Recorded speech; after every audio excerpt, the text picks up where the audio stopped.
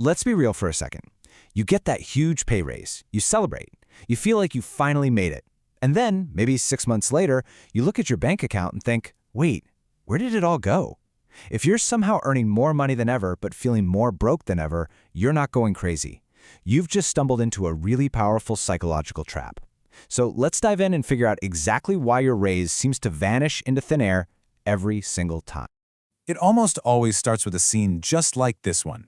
Picture it, you and your partner sitting at some fancy steakhouse clinking glasses of expensive wine. You just landed a massive promotion, or maybe one of you re-entered the workforce. Your household income just skyrocketed. You feel rich, you feel relieved, and you immediately start dreaming about all the ways you're finally going to get ahead. But then you fast forward a year. You look at the cold, hard numbers, something like what you see here, and it's a gut punch. Your income almost doubled, from 80 grand to 150 grand. But your savings account is exactly the same, maybe even a little smaller. And the real kicker? Your credit card debt has actually gone up. How is that even possible? Well, it's possible because you walked right into a trap. This thing, this phenomenon, it has a name, and it's one of the biggest, most silent wealth killers out there: lifestyle creep. So let's break down exactly what this is and how it works because, understanding the enemy is always the first step to defeating it. The best way to think about it is with this analogy of your spending being like a gas. The more space you give it, and by space I mean income, the more it just expands to fill every single nook and cranny, leaving absolutely nothing left over. It's almost like it's a law of financial physics or something. And here's why it's so incredibly hard to fight. Our brains, they're not really built for a world of Roth IRAs and 401ks. Nope, they're wired for immediate, short-term survival. For thousands of years, if you stumbled upon a surplus, like say a successful mammoth hunt, the winning strategy was to consume it all, right then and there. Because who knew if you'd eat tomorrow? That big raise you got? It triggers the exact same ancient primal impulse. Consume it now.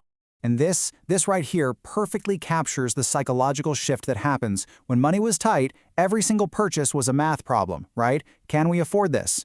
But with that second income, with that surplus, the question changes. It's no longer a math problem, it's an emotional one. Don't we deserve this? And in our consumer culture, the answer is always yes, you do. And deserve has no spending limit. Now, you might be thinking this is all about some giant, reckless purchase, like buying a boat you can't afford. But that's not how lifestyle creep usually gets you. Oh no, it's way more subtle than that.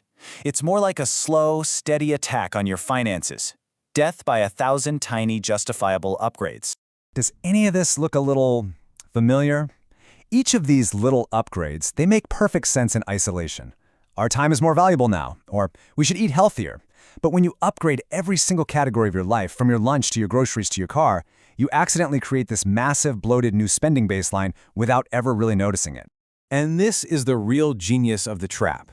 See, once you get used to that BMW, going back to the Honda doesn't feel like a smart financial decision. It feels like you're moving backward in life. It feels like a personal failure. So you fight tooth and nail to maintain that new, expensive baseline, even if it means sliding into debt. You've basically anchored your happiness to a price point that demands you run at maximum capacity just to stay afloat. And this creates an absolutely vicious cycle, especially for dual-income couples. This convenience loop is a major money leak. You're both working harder, which means you have less time and energy. So you start paying for convenience. DoorDash, Instacart, cleaning services, you name it. You end up spending a huge chunk of that second salary just to buy back the time that you lost by taking the second job in the first place. It's a crazy loop. And when you actually sit down and run the numbers, the real numbers, the result can be just shocking.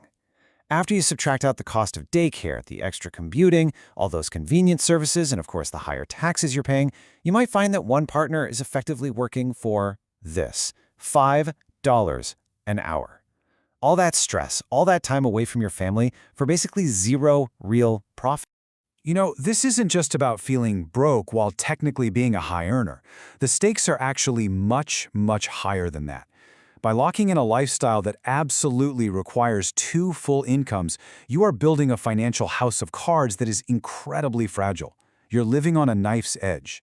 Just think about your biggest expense, your house. You go to the bank, they look at your combined peak income, and they say, sure, you can get approved for a mortgage with this massive monthly payment. So you take it. You lock in a $4,000 a month payment that absolutely requires both of you to keep working at your current jobs pretty much forever. And this right here is the fundamental danger. In the old one-income model, there was slack in the system. There was a financial backup generator. If the main breadwinner lost their job, the other partner could step in and go to work to bridge the gap. But in today's typical dual-income household, that backup generator is already running at full power, 24/7, just to keep the lights on. If one person loses their job, the whole system just collapses. And let's be honest, so much of this is fueled by social comparison. We see our friends and neighbors who are also probably dual-income couples drowning in secret debt, taking these lavish vacations and renovating their kitchens. It normalizes a level of spending that is just completely and totally unsustainable.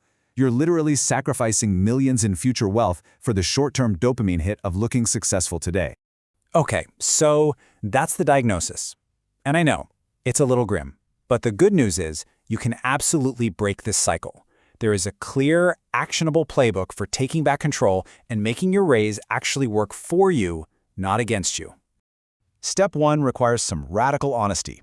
You've got to perform a full-blown forensic audit on your own spending. Track every single dollar for 3 months, not where you think it's going, but where it is actually going. When you see hundreds of dollars evaporating into forgotten subscriptions and impulse Amazon buys, you'll find the motivation you need to change. In fact, I want you to get a little angry. That anger is fuel. All right, this next strategy, this is the holy grail. It is the master move for financial security for any dual-income couple. It's called the one-income rule. And while it might sound a little extreme, it is the single most powerful thing you can do. So here's how it works.